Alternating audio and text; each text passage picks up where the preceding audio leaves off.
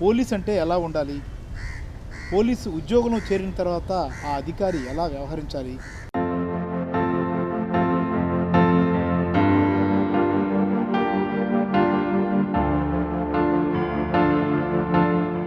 ఒత్తిళ్ళకి భరించలేకే ఆత్మహత్య అంటూ ఒక ప్రచారం గానీ, మీడియాలో కథనం గానీ రావడం మనం చూస్తూ ఉన్నాం.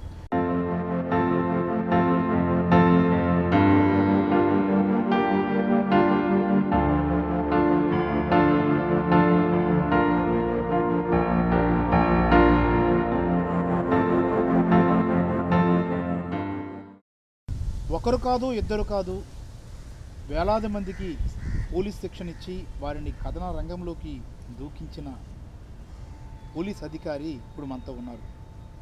పోలీస్ అంటే ఎలా ఉండాలి? పోలీసు ఉద్యోగంలో చేరిన తర్వాత ఆ అధికారి ఎలా వ్యవహరించాలి? శత్రువు ఎదురైతే ఎలా ఎదుర్కోవాలి? ఇది సాధారణంగా పోలీస్ శిక్షణలో ఒక భాగం.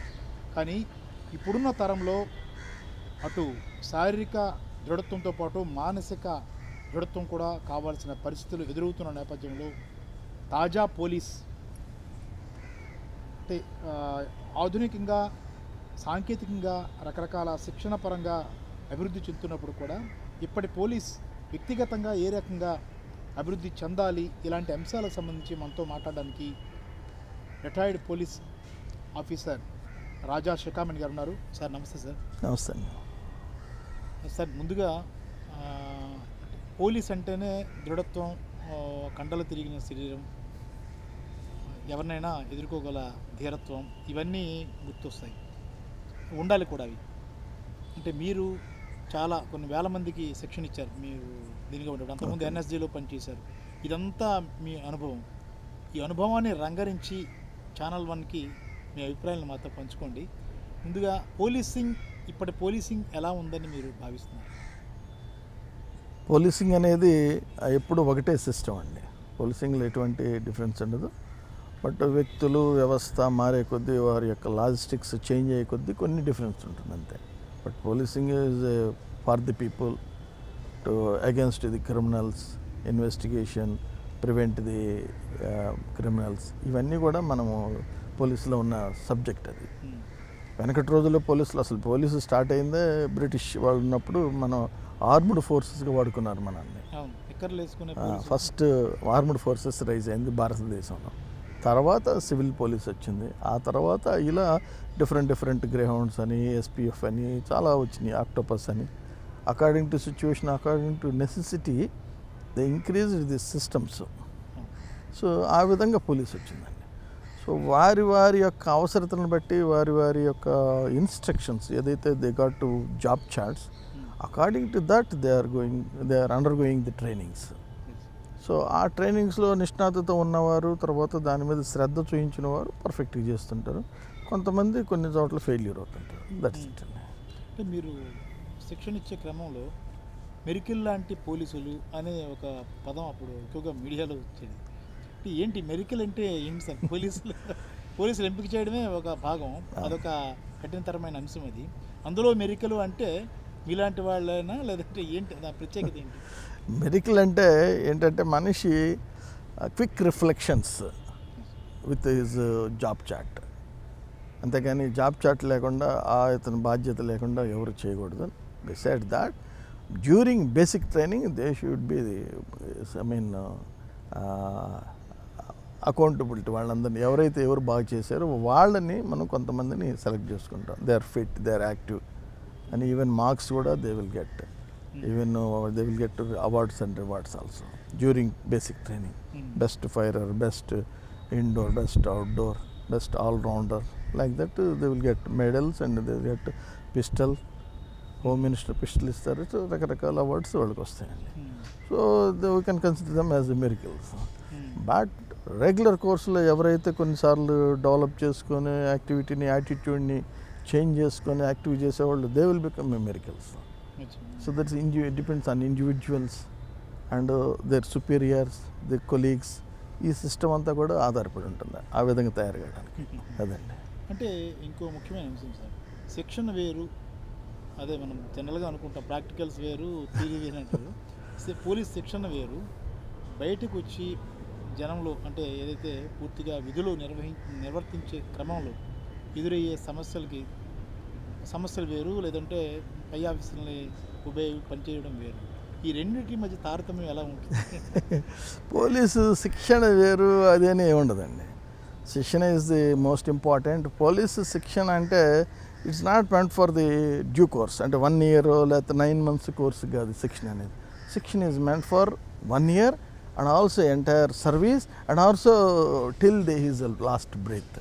That is the motto of the training. So ఎందుకంటే ఎక్కువ మంది బేసిక్ ట్రైనింగ్లో వచ్చేటప్పటికే చాలా డల్గా వస్తారు. ఎందుకంటే because most of them they are the book worms, ఎప్పుడు చదవటము డల్గా ఉంటుంది, అయితే అదర్ యాక్టివిటీస్ మీద శ్రద్ధ ఉంటుంది, కానీ ఫిజికల్ అండ్ మెంటల్గా యాక్టివ్గా ఉండే సిస్టమ్ ఉండదు. సో తర్వాత డిపెండెంట్స్ లాగా ఉంటారు పిల్లలు, యంగ్స్టర్స్ కూడా. సో ఇవన్నీ కూడా మార్చేటప్పటికి it will take 3 to 4 months. So ఆ విధంగా 1 year టైంలో వాళ్ళు they will learn many things. So after coming to the main course, main due course అంటే main practical training or any course ట్రైనింగ్స్కి, లేకపోతే పోలీస్ స్టేషన్స్కి, లేకపోతే వాళ్ళ యొక్క యూనిట్లకి వెళ్ళినప్పుడు అక్కడ ఇచ్చే ట్రైనింగ్ అక్కడ చూపే శ్రద్ధను బట్టి కూడా ఉంటుందండి. అక్కడ కానీ అశ్రద్ధగా కానీ ఉంటే చాలా ఫెయిల్యూర్ అయిపోతుంది. ఎందుకంటే అందరూ అంటారు ట్రైనింగ్ వేరు ప్రాక్టికల్ వేరే. That's not correct. కరెంటు ఒకటే, వాడే విధానంలో తేడా ఉంటుంది. కరెంట్ అనేది మనం ఒక వైర్ కరెంట్ తీసుకున్నామంటే it is just trained police అనుకోండి, బట్ వాడే విధానం, అతనికి ఏ విధమైన ట్రైనింగ్ ఇచ్చి ఎలా వాడాలి, దేనికి వాడాలి, అతని జాబ్ చార్ట్ ఏంది, ఎక్కడికి వెళ్ళినప్పుడు అతనికి జాబ్ చార్ట్ చాలామంది తెలియదు. So they will failure in that place. So మెంటల్గా స్ట్రాంగ్ లేకపోతే చాలా మీకు తెలుసు కొంతమంది సూసైడ్ చేసుకోవడం ఇటువంటివన్నీ. ఎందుకంటే ఇట్స్ మన లైఫ్ అనేది 30 reels మూవీ అంటాను ఇప్పుడు జోక్గా. ఎందుకంటే 1 reel 2 reels మన ట్రైలర్ కాదు లైఫ్ అనేది. So have to fight, have to rectify, have to change our attitudes, have to strengthening our this thing mental and physical standards. So ఇవన్నీ కూడా వస్తాయండి. ఇవి మనం చెప్తాము, కానీ after completion of the basic training they won't get a chance to improve their standards. Routine వర్క్లో వాడిని they will misuse this young Turk life. So ఎప్పుడైతే యంగ్స్టర్స్ వచ్చారో వాళ్ళని మనము స్పెషల్ టాస్క్లకు వాడుకుంటాం. ఇప్పుడు ఒక గ్రౌండ్స్ ఉంది, 1 year గ్రౌండ్స్లో చేయాలని ఒక సిస్టమ్ ఉంది. ఈవెన్ ఐపీఎస్ ఆఫీసర్స్ చాలామంది ఆఫీసర్స్ వాళ్ళు పోతారు అక్కడికి ట్రైనింగ్. సో అదేవిధంగా వీళ్ళని స్పెషలైజ్డ్ ప్రోగ్రామ్స్ కానీ వీళ్ళని వాడుకుంటే ఆటోమేటిక్గా they will useful for in long term force. మీరు ఒక అంశాన్ని గుర్తు చేశారు సార్, ఒక చాలా ఇంపార్టెంట్ విషయం. అంటే చాలామంది శారీరకంగా దృఢత్వంగా ఉన్న చాలా సమస్యలను ఎదుర్కొన్నప్పుడు కూడా ఎవరైతే యువకులైన పోలీసులు కానీ చాలామంది ఆత్మహత్యకు పాల్పడిన సంఘటనలు చాలా వస్తాయి. అంటే వ్యక్తిగత సమస్యలు కానీ లేదంటే ఇతరత్ర కారణాలు పక్కన పెడితే ఒత్తిళ్ళకి భరించలేకే ఆత్మహత్య అంటూ ఒక ప్రచారం కానీ మీడియాలో కథనం కానీ రావడం అని మనం చూస్తూ ఉన్నాం. అంటే పోలీసు అనగానే మనసు కఠినంగా ఉంటుంది, దేన్నైనా ఫేస్ చేస్తారు అన్న భావన చాలామందిలో ఉంటుంది. కానీ అలాంటి పోలీసే ఒక మానసిక ఒత్తిడి గురి ఆత్మహత్య చేసుకోవడాన్ని ఏ రకంగా మనం అర్థం చేసుకోవాలి? అంటే పోలీసులు మనసు కఠినంగా ఉంటుంది అనేది మనము జనరల్ లుక్స్ అంతే, చూడటంతో ఇట్లా అనిపిస్తారు. But after all they are also human being, they are also common people. Uniform వేసినప్పుడు వాళ్ళు పోలీసు, వేరే వర్క్స్ చేసినప్పుడు they are police. But basically they are having their own hearts, their sentiments, their attitudes, it's different life. So వీళ్ళు ఎవరైతే basic training చేసి అక్కడికి వచ్చారో వాళ్ళకి రాగానే సరైన ట్రీట్మెంట్, సరైన ట్రైనింగ్, సరైన అంటే after completion of the training practical training అని సరిగ్గా ఇవ్వకపోతే వాళ్ళకి తెలియదండి.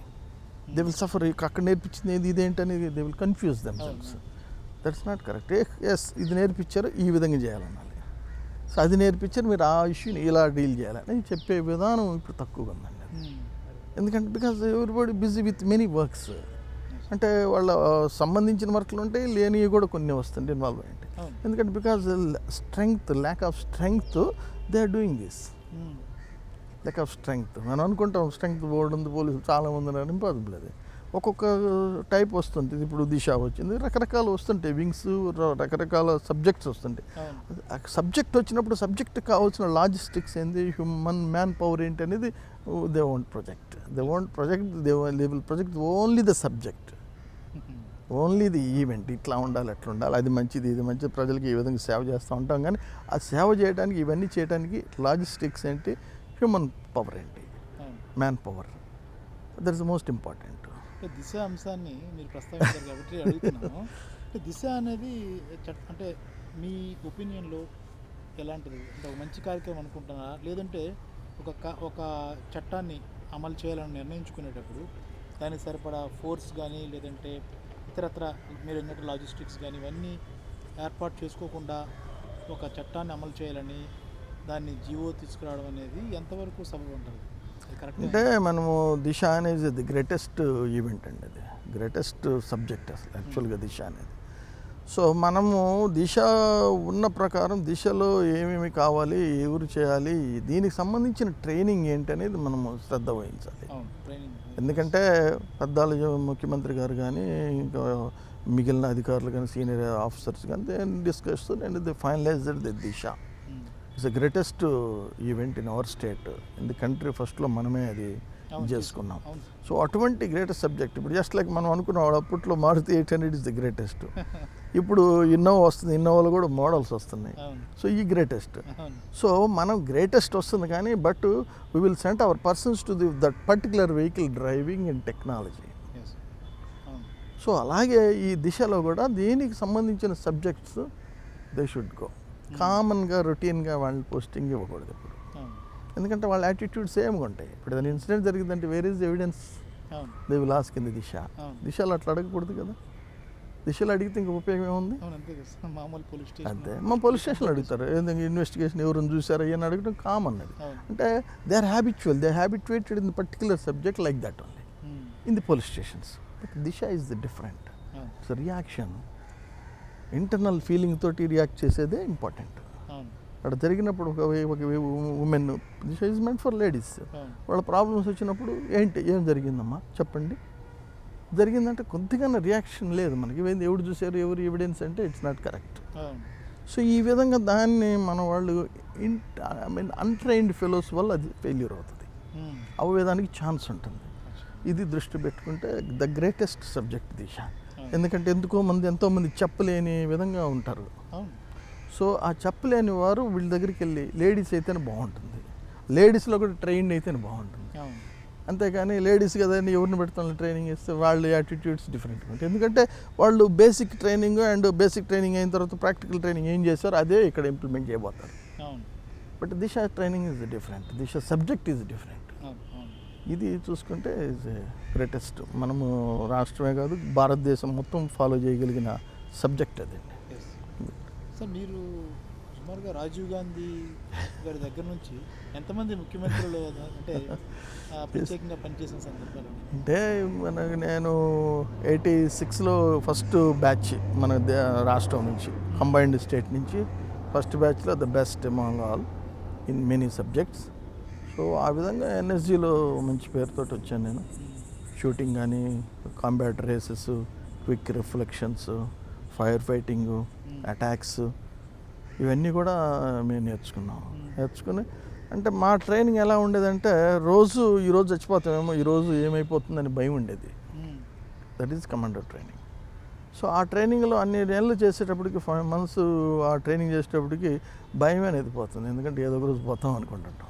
సో అది కామన్. సో ఆ విధంగా చేసాం కాబట్టి మనం అవన్నీ చేయగలిగామండి. వచ్చిన తర్వాత మాకు కూడా చాలా వాల్యూ ఉండేది. ఆఫీసర్స్ కానీ విఐపీలు కానీ చాలా బాగా చూసుకునేవాళ్ళు.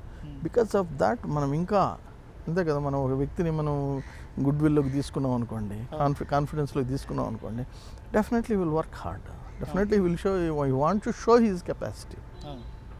అది ఇంపార్టెంట్ అండి. సో ప్రతి వాడిని మనము తక్కువగా అంచనా వేసుకోవడాలు అవన్నీ చేయకూడదు. అది so in that way we felt very happy. First NT Rama Rao గారి దగ్గర నేను జాయిన్ అయ్యాను.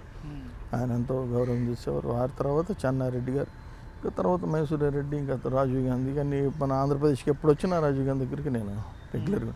ఇట్లా చాలామంది విఐపీలు ఫారిన్ కంట్రీస్లో నుంచి వచ్చిన ఆ విఐపీల దగ్గర కూడా చేశాను.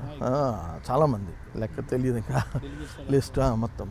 సో ఇవన్నీ కూడా మనము ఎవరైతే ట్రైనింగ్ చేస్తారో, యాక్టివిటీ బాగుంటుందో, యాటిట్యూడ్స్ బాగుంటాయో, మూమెంట్స్ బాగుంటాయో, ఆటోమేటిక్గా they will consider for various works.